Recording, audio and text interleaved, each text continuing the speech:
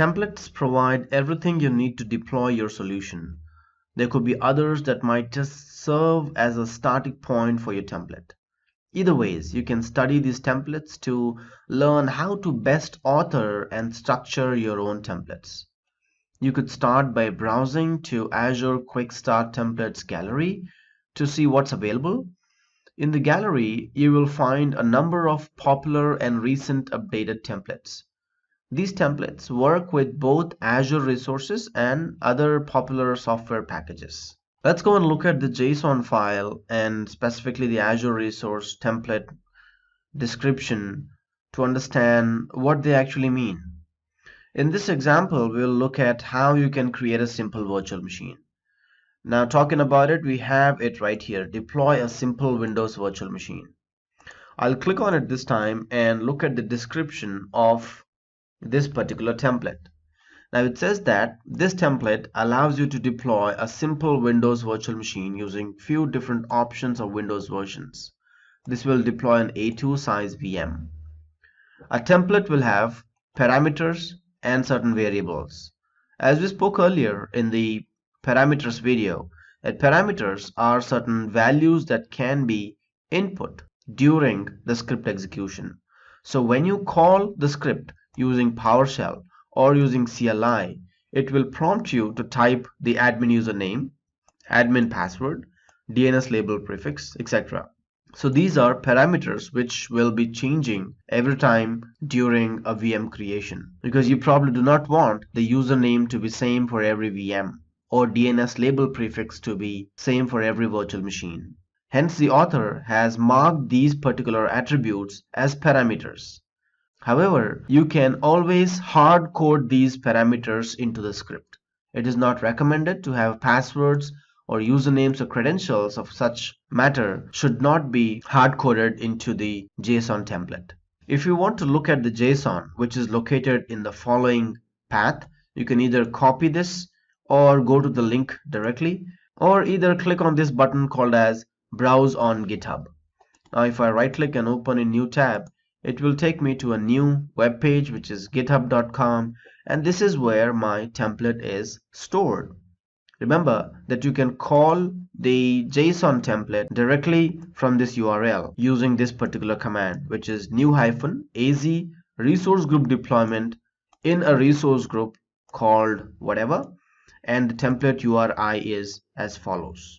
Or you can copy this template from this repository in your own computer and then launch it from there. In that case, you will say -template URI C drive :ARM/ whatever your file name is, right? The path will just change. So this particular commandlet, which is new-az resource group deployment, will let you call a template from a URL like this or from a local file located in your machine.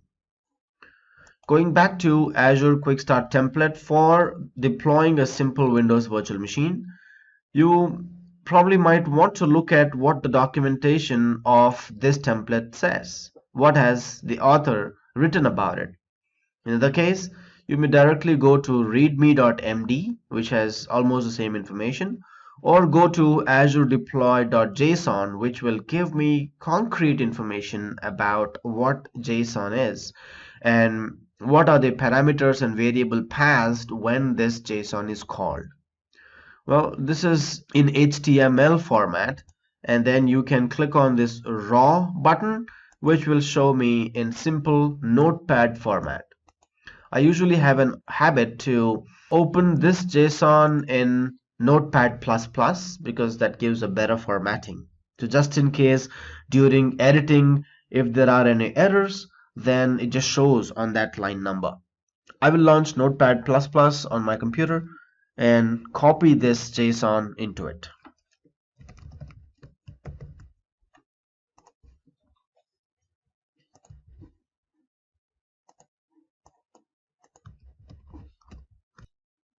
Okay, so here is my JSON, which will create a virtual machine for me. And right on the top where you have the schema declared, which is https://schema pointing to azure.com, and that's where all the schemas for Azure are located. starting from parameters. Looks like the parameter being used is admin username, admin password, DNS label prefix, Windows OS version. Well, these are the parameters that are passed. Now, the difference between some of them, like admin username and Windows OS version, is that admin username does not have a value. For example, there is no default value being passed. That means you will get a pop-up. In this case, Windows OS version, the default value is hard-coded in the JSON template. So this will not appear as a pop-up.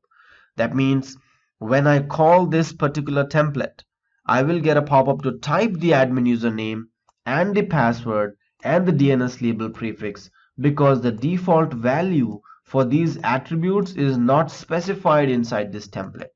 Well, you can definitely go ahead and hard code it by typing the values here like this and say that default value is root administrator, something like that. Yeah. Now, after you punch in the default value for a parameter, you will not get a pop-up to type or a prompt to type the admin username, right? As long as the grammar of JSON is correct. When I say grammar, I just mean these quotes, double quotes, colons, and commas must be in right places. JSON is not grammar friendly. That means you need to have these punctuations and symbols in right places. Otherwise, it just gives you an error and fails during the script execution. So we got the parameter section where you have admin username, password, DNS label prefix, and OS version and the metadata described. There are other sections where you have variables. In one of the other videos, I was talking about parameters and variables. Now, variables will be repeatedly used in the JSON. Variables defined in this JSON are storage account name, nickname, address prefix, subnet name, etc., etc., etc. Now, this can be used again and again in the script. As you see right here under resources, I'm calling this particular variable called storage account name, so I do not have to type it one more time. So the resource name here is called from a variable called as storage account name. So like I said earlier, these attributes will be picked up again and again in this script. So variables are reused in the template, whereas parameters are there to pass values during the script execution. In the next video, let's go ahead and understand how you can call this template using PowerShell.